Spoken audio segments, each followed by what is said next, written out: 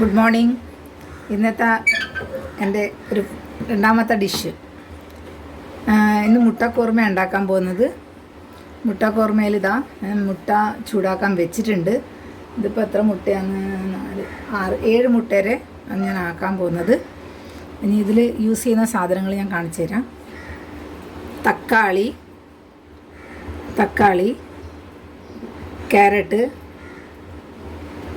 Potato, പടവലങ്ങ എൻ്റെ അടുത്ത് ഉണ്ടായിരുന്നു, ചെറിയ കഷ്ണം, അതുകൊണ്ട് ഇട്ടതാണ്. കമ്പൽസറി ഒന്നല്ല ഇടൽ. ഉള്ളി, പച്ചമുളക്, അണ്ടിപ്പരിപ്പ്. കുറുമയിൽ അണ്ടിപ്പരിപ്പാണ് ഇടൽ, പക്ഷെ ഞാൻ തേങ്ങാപ്പാലും കൂടെ ഒഴിക്കുന്നുണ്ട്. ഇഞ്ചി, വെളുത്തുള്ളി, തേങ്ങ അരമുറി എടുത്തിട്ടുണ്ട്. പിന്നെ പാലാക്കണം. ഇതാണ് ഇന്നത്തെ. പിന്നെ മഞ്ഞൾപ്പൊടിയും ഉപ്പും നിങ്ങൾക്ക് അറിയുന്ന കാര്യങ്ങളല്ലേ, ഒന്നും പറയേണ്ട ആവശ്യമില്ലല്ലോ. എന്നാലും കാണിച്ചു തരാം. മഞ്ഞൾപ്പൊടി, ഉപ്പുമല്ല. Okay, now start. ഞാനിപ്പോൾ ഇതാ കഷ്ണങ്ങൾ ചെറുങ്ങനെ മുറിച്ചെടുത്തിട്ടുണ്ട്. അതുപോലെ തക്കാളി അങ്ങനെ തോല് കളഞ്ഞ് വെച്ചിട്ടുണ്ട്. തക്കാളിയും ഉള്ളിയും കൂടെ ഒന്ന് ചെറുതായിട്ട് വരട്ടിയിട്ട് ഒന്ന് മിക്സിയിൽ അടിച്ചെടുക്കും. കാരണം എന്ന് വെച്ചാൽ എൻ്റെ കുട്ടികൾക്ക് തക്കാളി ഇഷ്ടമല്ല, അതുകൊണ്ട് ഞാൻ അരച്ചിട്ട് എടുക്കൽ. കാരണം അവരെ കണ്ണ് പൊട്ടിക്കലാണ്. അതായത് അവർക്ക് അറിയാൻ പാടില്ല ഞാൻ തക്കാളി ഇതിലിട്ടിട്ടുണ്ടെന്ന്. അങ്ങനെ ഞാൻ ചെയ്യൽ. സാധാരണ അങ്ങനെ ഞാൻ ചെയ്യൽ. എല്ലാ വെജിറ്റബിളും ഒന്ന് പുഴുങ്ങിയിട്ട് മിക്സിയിൽ അടിച്ചിട്ട് എടുക്കൽ. അതായത് ഇപ്പം വെളുത്തുള്ളിയും ഇഞ്ചിയും കൂടെ ചതച്ചെടുക്കണം അതിലിടാൻ വേണ്ടിയിട്ട്. അപ്പോൾ ഞാനിതൊന്ന് ശരിയാക്കിയിട്ട് വരാം. അതുപോലെ പച്ചമുളക് ചെറുങ്ങനെ മുറിക്കൽ. അതായത് നീളത്തിൽ മുറിക്കൂല, ചെറുങ്ങനെ മുറിക്കൽ. കാരണം പച്ചമുളകും അവർക്ക് കാണാൻ പാടില്ല. പച്ചമുളക് കണ്ടാലും അവർക്ക് എന്തോ പോലെ തോന്നല, അതുകൊണ്ട് ചെറുങ്ങനെ മുറിക്കലാണ് ഞാൻ ചീഞ്ചട്ടി അടുപ്പത്ത് വെച്ചു. ഇനി കുറച്ച് വെളിച്ചെണ്ണ വയ്ക്കാൻ പോയിന്ന്.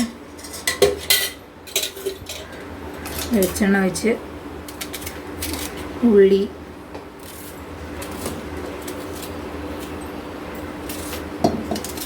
മിക്സിയിൽ അടിക്കാനുള്ളതല്ല, അപ്പോൾ ചെറുങ്ങനെ വെളുങ്ങനെ അങ്ങനെ വേണമെങ്കിൽ മുറിക്കാം കേട്ടോ.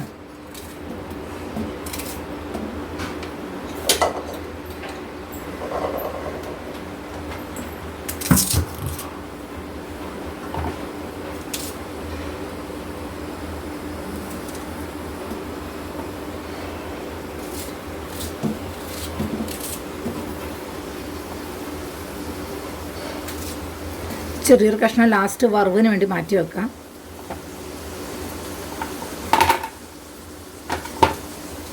തക്കാളി,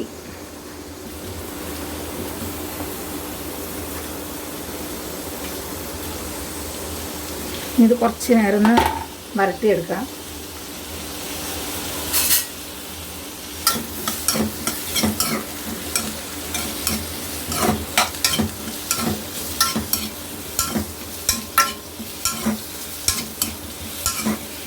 ഇത് ഇഞ്ചിയും വെളുത്തുള്ളീൻ്റെ കൂടെ ഇട്ട് അടിക്കുക ചെയ്യാം. അത് കഴിഞ്ഞിട്ട് പിന്നെ ഇഞ്ചിയും വെളുത്തുള്ളീൻ്റെ കൂടെ ഇട്ടിട്ട് അരയ്ക്കുക. അരവെന്ന് പറയുമ്പോൾ വലിയ ഇതാക്കിയിട്ടൊന്നും അരയ്ക്കണ്ട, ചെറുതായിട്ടൊന്ന് അടിച്ചെടുത്താൽ മതി.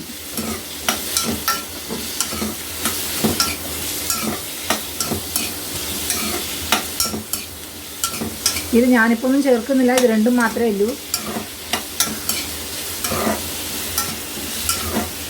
രണ്ടും ഒന്ന് പച്ചച്ചോയ മാറി കിട്ടും. അതിൻ്റെ ഉള്ളിൻ്റെ പച്ചച്ചോയ മാറി കിട്ടും, തക്കാളീൻ്റെ പച്ചച്ചോയ മാറി കിട്ടും.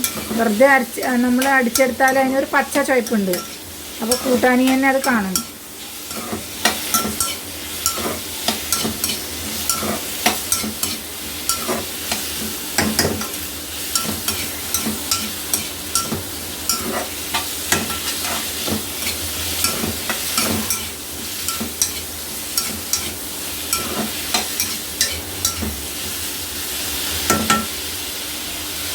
കുറച്ച് നേരത്തിന് അടച്ച് വെക്കാം.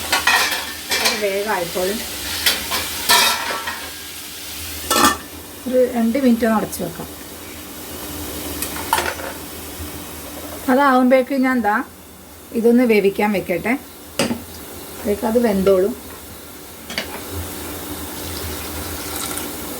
അത്യാവശ്യത്തിന് വെള്ളം ഒഴിച്ചാൽ മതി. കാരണം തേങ്ങാപ്പാലും ഉണ്ടല്ലോ അതിന് ഒഴിക്കാൻ. ഒന്ന് വേവാൻ വേണ്ടിയിട്ടുള്ള വെള്ളം മാത്രം ഒഴിച്ചാൽ മതി. ഇതോടെ വെന്തോളും. ലേശം മഞ്ഞൾപ്പൊടി, ലേശം ഉപ്പ്,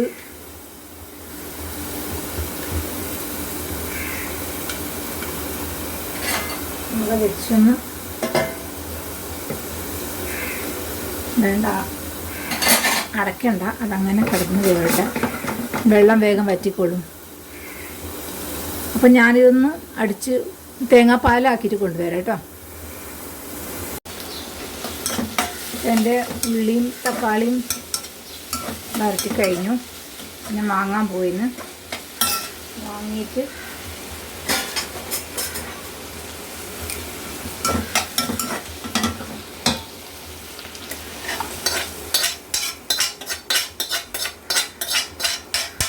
അതേ ചീനച്ചട്ടിയിൽ ലേശം വെളിച്ചെണ്ണ ഇട്ടിച്ച് അത് കഴിക്കാതെ കേട്ടോ.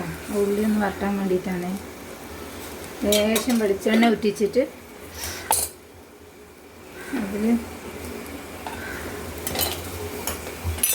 വെളിച്ചെണ്ണ ഒന്ന് ചൂടാകുമ്പോഴേക്കും നമുക്ക് ഇതൊന്ന് അരച്ച് കൊണ്ടുവരാം. അതിൽ ഞാൻ അണ്ടിപ്പരിപ്പ് ഇടുന്നുണ്ടേ. എല്ലാം കൂടെ ഒന്നിച്ച് ചതച്ച് കൊണ്ടുവരാം കേട്ടോ. ഇത് ചൂടാറട്ടെ. ഇത് ആറുമ്പോഴേക്കും അടിക്കാൻ പറ്റുള്ളൂ എനിക്ക്.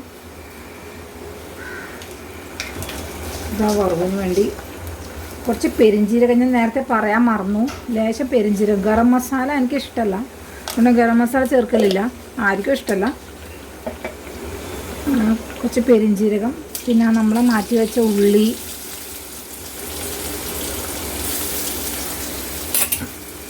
ഇളക്കി കൊടുക്കുക. ഇതിൽ ചുവന്ന മുളകൊന്നും ഇടില്ല, കാരണം കറി തന്നെ ഒരു വെള്ള കളർ. പൊതുവേ ഞങ്ങൾക്ക് വെള്ള കളർ കറി ഭയങ്കര ഇഷ്ടമാണ്. ചുവന്ന കളർ കറി അത്ര ഇഷ്ടമല്ല. രാഗ്യമൊന്നുമല്ല, പക്ഷെ ഇഷ്ടമല്ല. എനിക്കാണ്, നിർബന്ധമായിട്ട് എനിക്കാണ്. ഒന്ന് വറുത്ത് കഴിയുമ്പോഴേക്കും ലേശം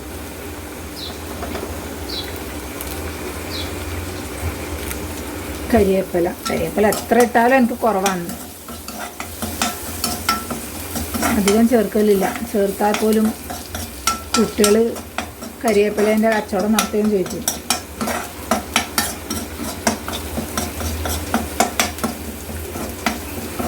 അത് ശരിക്കും കളറാകുമ്പോഴേക്കും ഇത് നമുക്ക് മുട്ട ചേർക്കാം.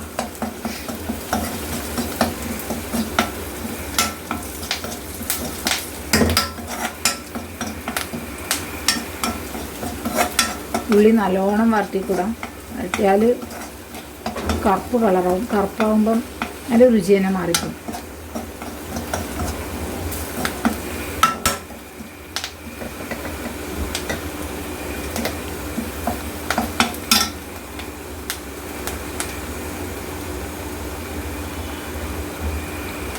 ഇത് വരട്ടി ഏകദേശം ആയിക്കഴിഞ്ഞു. നമുക്കതിൽ മുട്ട ചേർക്കാം. ഞാൻ പറഞ്ഞില്ലേ 7 മുട്ടയായിരുന്നു. 7 മുട്ടയുണ്ട്. അതായത് ചേർക്കാൻ പോയി.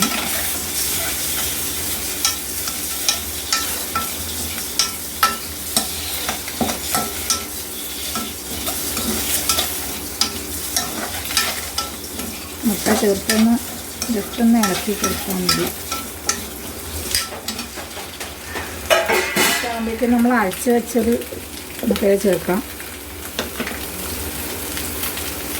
ഞാൻ തേങ്ങാപ്പാൽ ഒഴിച്ചിട്ടാണ് കേട്ടോ അരച്ചെടുത്തത്. ഇതിന് വേറെ വെള്ളം വേണമെങ്കിൽ നിങ്ങൾക്ക് ചേർക്കാം, നോക്കാം.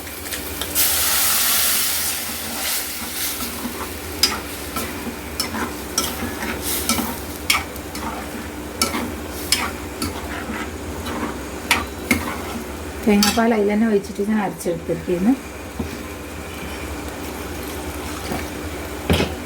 ലേശം തേങ്ങാപ്പാൽ ഒഴിച്ചിട്ട് ബാക്കിയുള്ളതും കൂടെ അതിൽ ചേർക്കാം. ഏകദേശം വെള്ളമായി.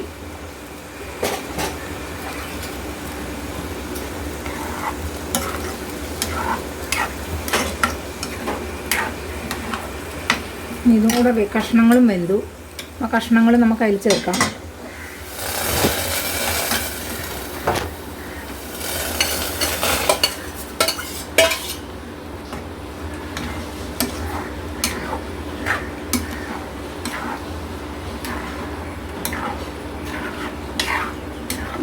നമ്മുടെ മുട്ടക്കൂർമ ഏകദേശം റെഡിയായി കഴിഞ്ഞു.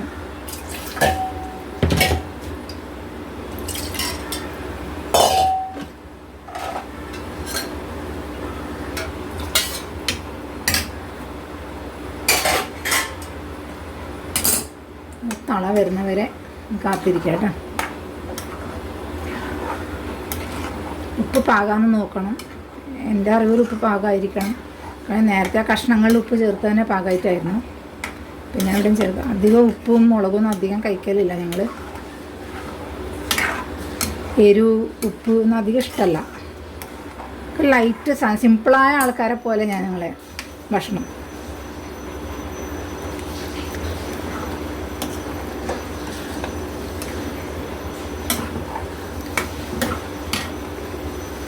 തള വന്നു കഴിഞ്ഞാൽ ഇത് വാങ്ങിയാൽ മതി.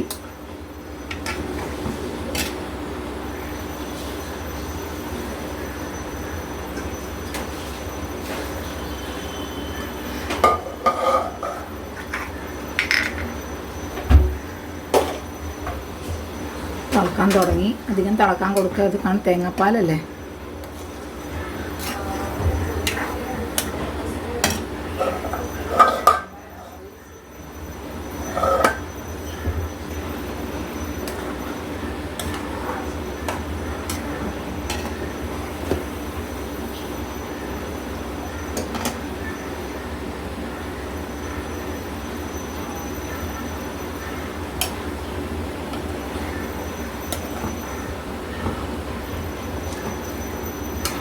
ഇതായിക്കഴിഞ്ഞു, ഏകദേശം ആയിക്കഴിഞ്ഞു. ഞാനിതൊന്ന് ഗ്യാസ് ബന്ധാക്കാൻ പോയിന്ന്. ഞാൻ നമ്മളെ മുട്ടക്കൂർമ